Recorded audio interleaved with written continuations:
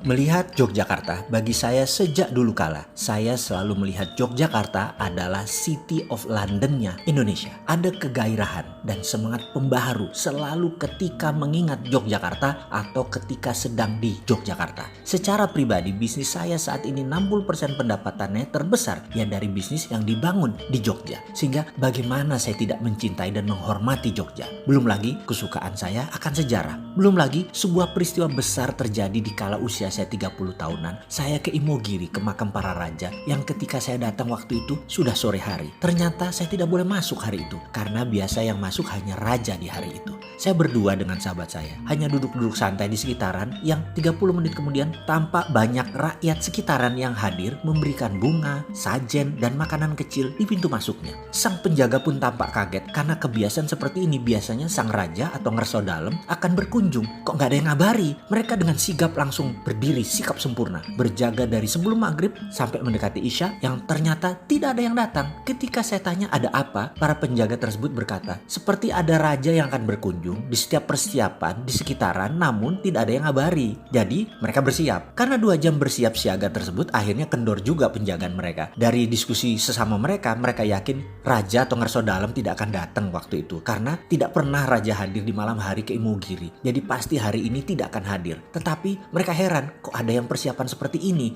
Ini untuk siapa? Seorang penjaga yang paling sepuh berkata, dari pagi sampai malam hanya kalian berdua saja yang hadir. Boleh tanya, weton hari lahir kamu apa? Saya jawab, Sabtu Kliwon. Yang kemudian dijawab sambil setengah membungkuk menjulurkan jempolnya ke arah pintu makam raja. Oh, weton rojo, monggo silahkan masuk. Dan saya pun masuk ke dalam ke makam para raja tersebut. Kemudian saya berdoa sekilas terus pamit dan mereka para penjaga mengawal saya dengan sangat baik, sangat protokoler. Mbak Raja, saya terkesan sekali dan sejak saat itu saya seakan dibaiat sebagai warga Jogja. Kembali ke City of London. Kita semua tahu City of London itu bukan bagian dari United Kingdom, bukan bagian dari UK. City of London dimiliki oleh para bankers dan baron, raja-raja tanah. Para bangsawan, mereka lah pemilik pound sterling dan menerbitkan pound sterling mata uang Inggris. Mereka punya treaty tersendiri dengan UK, hubungan sejarah yang panjang dan rumit. Karena itu ketika Inggris bergabung bersama negara-negara Eropa dulu sebelum keluar lagi, ya namanya Brexit, tidak bisa serta-merta Inggris mata uangnya jadi euro, tetap pakai pound sterling. Ini semua karena ada treaty, perjanjian yang berlaku selamanya, abadi selama ada yang namanya Great Britain, Inggris. Kita semua juga tahu dalam hukum internasional di Den Haag sana, Kerajaan Mataram Jogja tercatat dan berdaulat penuh. Mataram direspek oleh Belanda. Hingga ketika di awal Indonesia berdiri tahun 45-an, Republik Indonesia masih belum diakui PBB. Presiden Soekarno pun menggunakan strategi yang cerdik, mengatakan untuk sementara berlindung di Jogja sebagai ibu kota pemerintahan Republik. Itu simbol. Soekarno tahu sekali status bernegara. Mataram Jogja berdaulat penuh. Serangan terhadap negara berdaulat beda dengan serangan terhadap pemberontak. Dulu Republik dan tentaranya oleh Belanda dinyatakan sebagai pemberontak. Uang gobang, uang Mataram telah menjadi alat transaksi sejak lama, dihormati oleh Belanda sehingga ada exchange rate-nya. Sebelum kemudian dengan kelicikan Belanda, mata uang tadi ditukar semua menjadi gulden Belanda.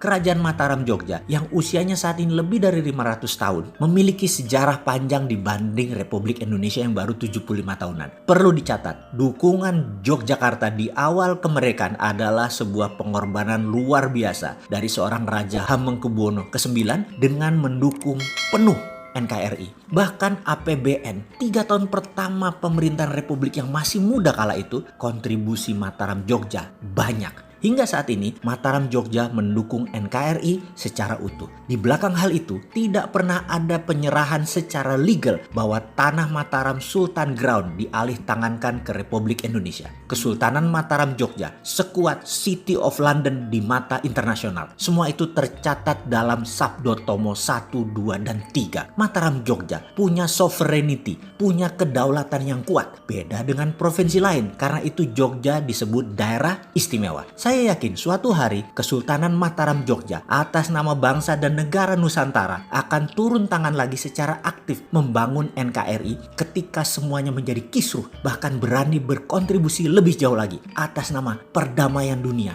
Mari kita tunggu langkahnya.